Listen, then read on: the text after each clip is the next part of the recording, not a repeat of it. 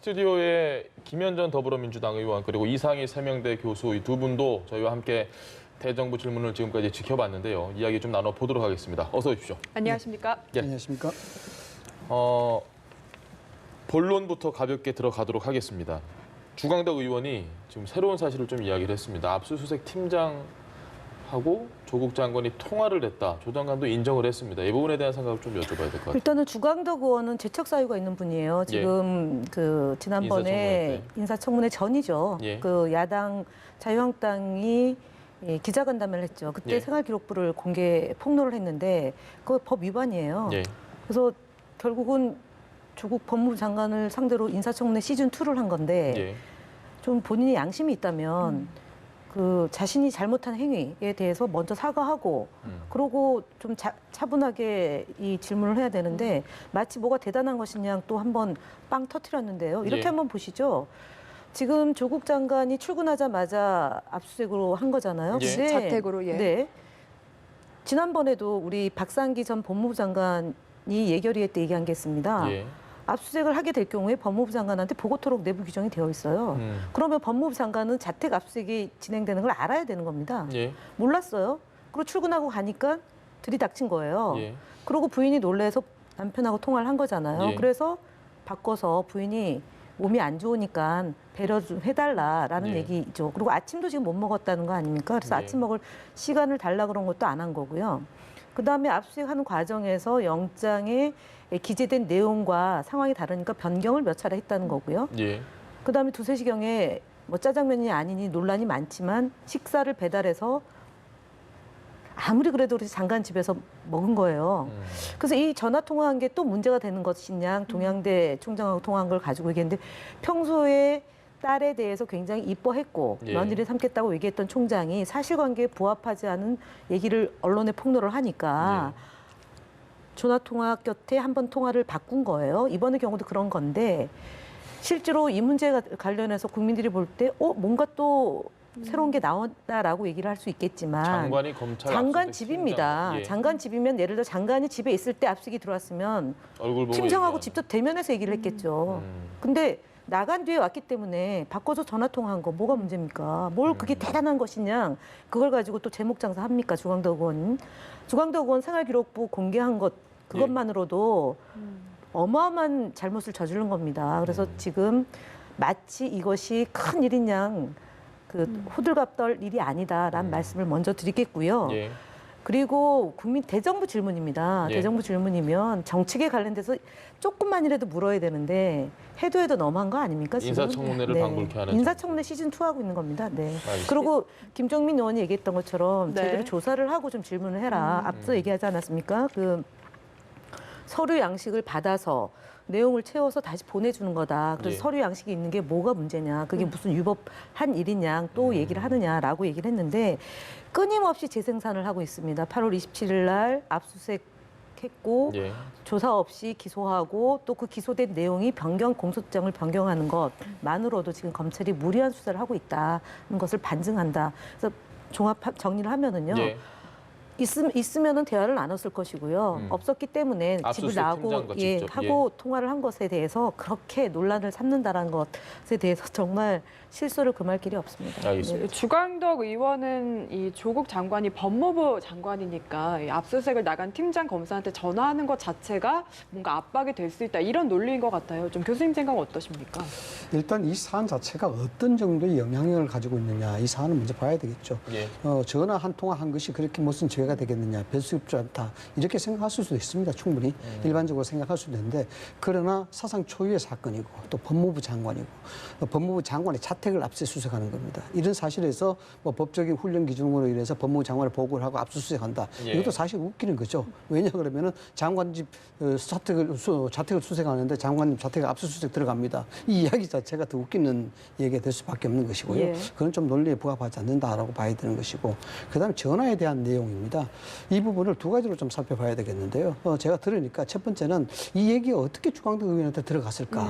뭐 주광덕 의원은 지금 이야기하는 것이 그렇게 물어봤는데 그렇게 맞다라고 대답하니까 깜짝 놀랐겠다라고 이야기하는 것이죠. 뭐 그런 것들은 좀 더 내밀하게 보면 일종의 틀이 같고 그런데 주광덕 의원이 왜 저런 얘기를 입수했을까? 예. 입수한 경위가 뭐냐라는 겁니다. 뭐 그것은 어떻든지 간에 일종의 그 압수수색에 들어갔던 수사관들이 상당한 부담을 느꼈다고 볼 수도 있는 것이죠. 예. 그래서 앞으로 향후 사건에 있어서 이러한 직간접적인 개입은 없었으면 좋겠다라고 메시지를 준 것이라고 볼 수가 있습니다. 이거는 제도가 법에 대한 문제가 아니고 이런 사건에 있어서 압수수색에 있어서 앞으로 어떤 형태로 수사가 진행될지 모르는데 이러한 형태로 전화가 되게 되면은 이건 검찰은 우리가 어디가 이야기할 데가 없다라는 그런 형태로 그 메시지가 전달됐을 가능성이 굉장히 그래서 높다. 야당 의원에게 예, 그렇게 갔을 수도 있다라고 유출하는 것입니다. 그런 측면에서 본다 그러면은 주광덕 의원이 저렇게 이야기하는 것은 향후 수사에 있어서 정말 일절의 간섭도 못하게 하는 그런 메시지 효과가 강하게 들어간다 이렇게 봐야 되는 것이고 두 번째는 이겁니다. 실질적으로 조국 법무부 장관이 전화를 어떤 형태로 했든 간에 잘못된 겁니다. 왜냐 그러면은 본인과 관련된 직접적인 수사에 대한 내용입니다. 예. 그런 상황에서 수사팀장하고 전화를 해서 그랬을 수 있죠. 뭐 인간적으로 봐서 집사람이 좀 힘들고 차분히 해달라라고 부인이 힘들고 이런 상황이니까 저라도 어떻게 뭐 움직일 수 있는 그런 마음이 생길 수 예. 바로 있다 봅니다. 그러나 법무부 장관이고 본인이 지금 전국 현상에서 핵심 중에 핵심이 있습니다. 예. 거의 태풍의 눈으로 있다는 겁니다. 그러면은 좀 참기 힘들어도 냉정하게 해야 되는 부분이죠. 더군다나 조국 장관을 둘러싼 의혹들이 실체적 진실보다는 실제 은행 일체에 대한 반발이 굉장히 많습니다. 예. 그런 과정에서 조국 장관이 그동안 어떻게 이야기를 해왔냐 그러면은 일체 사건에 대해서 관여하지 않겠다라고 누누이 이야기해왔던 부분이거든요. 이것은 오늘 통화를 했다는 그 자체가 새로운 뉴스가 될 수밖에 없는 겁니다. 그래서 이 자체는 우리가 흔히 국정을 세상을 이야기할 때 상당성에 대한 이야기를 많이 합니다. 어느 정도 사안의 중요성이 있느냐에 대한 부분인데 전화에 대한 내용이 일종의 배려를 했다 하더라도 주광덕 의원이 주장했던 것처럼 그 자체가 실질적으로 압력을 느낀다 그러면은 그거는 조국 장관 본인의 문제가 아니고 전화를 받는 사람의 입장에서 생각해야 될 문제입니다. 아니 제가 그렇기 말씀을 때문에 드렸잖아요. 네. 조국 장관 집에 대한 압수수색이 들어온 거예요. 그러니까 아까 얘기했던 것처럼 출근을 만약 안 한 상태에 들어왔으면은 얼굴 보고 이러저런 대화를 인사를 나눴을 거 아닙니까? 직접, 네. 예. 근데 본인이 출근한 뒤에 들어온 거잖아요. 그러니까 얘기를 한 거죠. 그것이 제가 얘기했던 제3의 장소이거나 제3의 사람에 대한 압수수색을 하는데 통화를 해서 뭐라 얘기를 했다면야 압력이 됐겠지만 그리고 압력이 아니었지 않습니까? 11시간 내내 이 방 네. 저 방 옮겨다니면서 했고 압수수색 대상과 시기 압수수색을 특정했던 것이 예를 들어 딸의 자제분의 폴더폰 중학교 때 쓰던 다이어리, 고등학교 쓰던 다이어리, 그다음에 지난해 샀던 PC, 그다음에 뭐 메모리장 이런 거 다 압수수색 하려다가 변호사의 저지로 한 것도 있고 안 한 것도 있지 않습니까? 근데 중학생이 쓴 다이어리가 무슨 이 사건과 연관이 됐다고 그것까지 가져갑니까? 그건 결국은 할 만큼 한 거예요. 아니, 할 만큼 한 것이 아니라 더 도를 넘어선 거예요. 그렇기 때문에 결과치로 조국 장관이 우리 집에 들어와서 압수수색하고 있는 팀장하고 통화한 것이 내 집에 대한 압수수색이 들어왔기 때문에 통화를 한 거죠. 예, 충분히 이해가 그런데 되는데요. 그것이 압력을 가했다면 11시간이 2시간으로 줄어들었다거나 해당 검사가 내지 수사관들이 뭔가 영향을 받았다면 그것이 가정이 성립이 되는 건데요. 가정이 성립 안 될 정도로 지독하게 압수수색을 한 겁니다. 그리고 그 딸이 생일날, 그다음에 아들이 아침 10시부터 그 다음 새벽 3시까지 조사를 받고 왔습니다. 그러니까 검찰은 지금 하고 있는 건데 마치 그 바꿔준 전화 내용이 압력을 가했다라고 얘기하는 것은 너무 과하다라고 보는 거죠. 집에 대한 압수수색이 들어왔다라는 점입니다. 이번의 핵심은. 네. 굉장히 중요한 그런 사안들이기 때문에 설사 전화 통화를 했다고 진짜 확인이 됐다 하더라도 조국 장관이 전화를 통해서 수사 좀 제대로 하세요.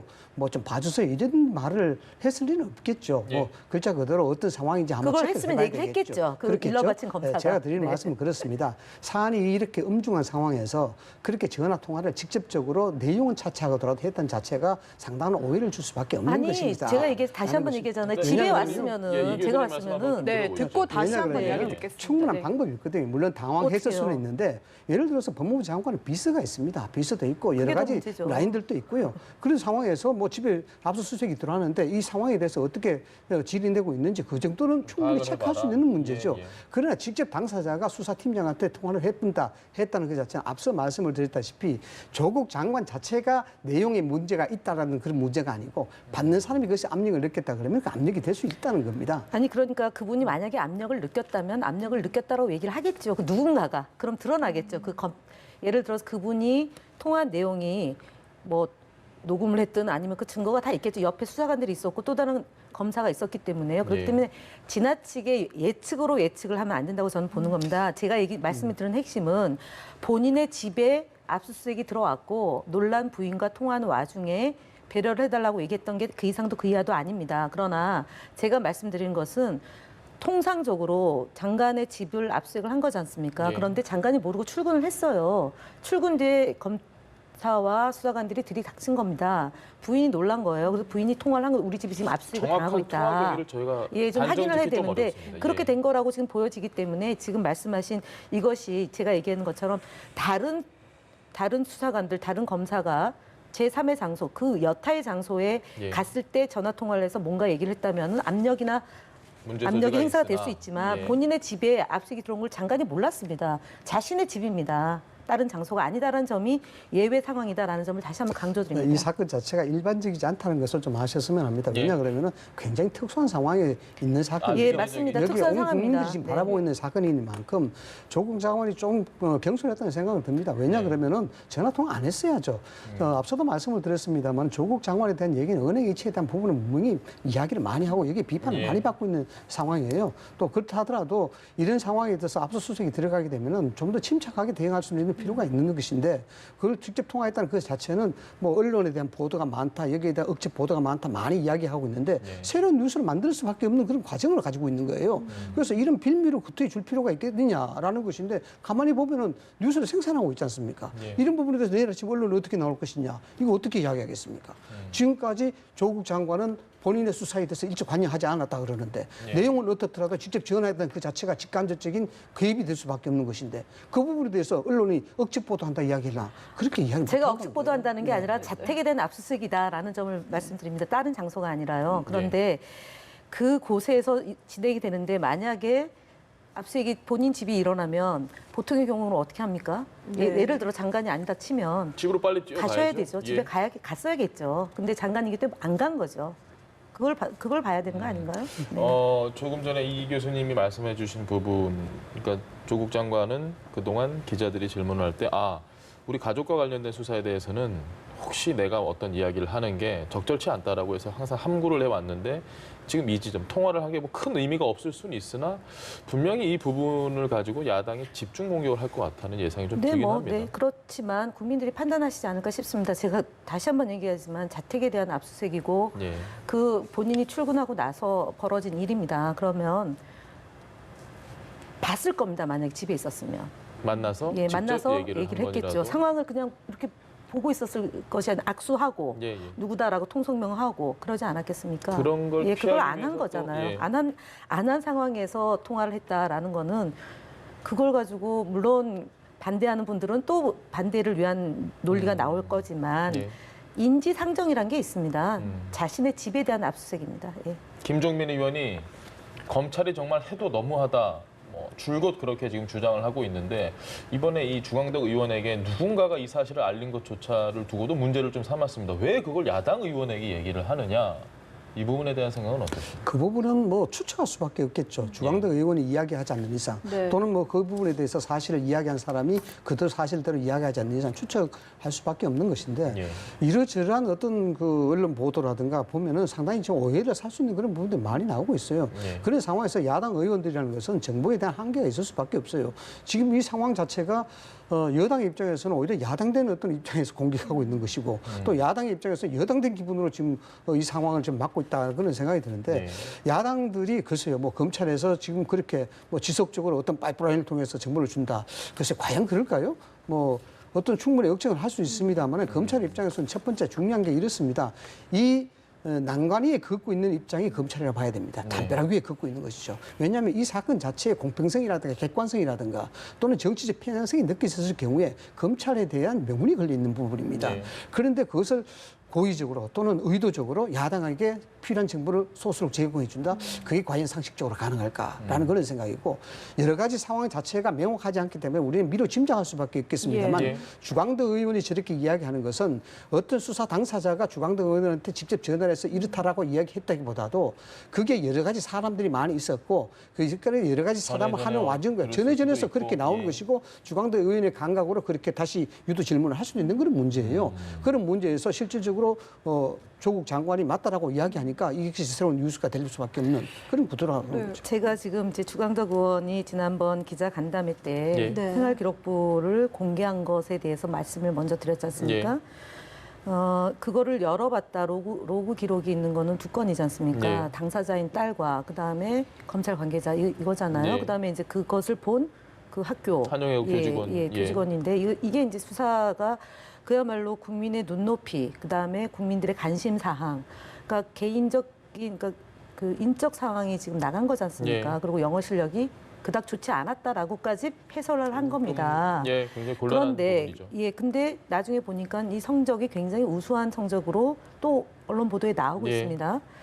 그래서 제가 말씀드리고 주광덕 의원이 연일 이런 알 수 없는 내용, 그러니까 수사 관계자가 아니면 알 수 없는 내용을 폭로를 하고 있는 거지 않습니까? 폭로를 그냥 사실만 얘기하는 것이 아니라 해석의 주석까지 달아서 억측을 낳고 예. 또 가짜 뉴스를 생산하고 있었습니다. 그렇기 때문에 오늘 이 얘기도 역시 그럼 가족이 얘기했겠습니까? 내지는 담당 변호사가 얘기를 했겠습니까? 네. 아니지 않습니까? 그렇다면 제3의 방식이 있다면 뭐 도청을 했거나 감청을 했거나 누군가에 의해서 그런 것도 없지 않습니까? 예. 지금 뭐 그럴 국정원에서 가능성은 그런 것도 낮겠죠. 없잖아요. 그러면 빤하지 않습니까? 네. 내지는 뭐 배달하러 갔던 그분이 얘기를 했겠습니까? 아니면은 낮에는 새가 듣고 밤에는 쥐가 듣는다고 동물들이 듣고 얘기한 건 아니지 그러진 않을까요? 않겠죠. 그러면 결국은 빨대가 있다는 거 아니에요. 그래서 이거 하지 마라, 하지 말자라고 정보원 얘기했는데 정도. 예. 조국 장관 문제로 하면 안 되니까 조국 장관 수사 끝난 다음에 공보 준칙을 만들자라고 얘기를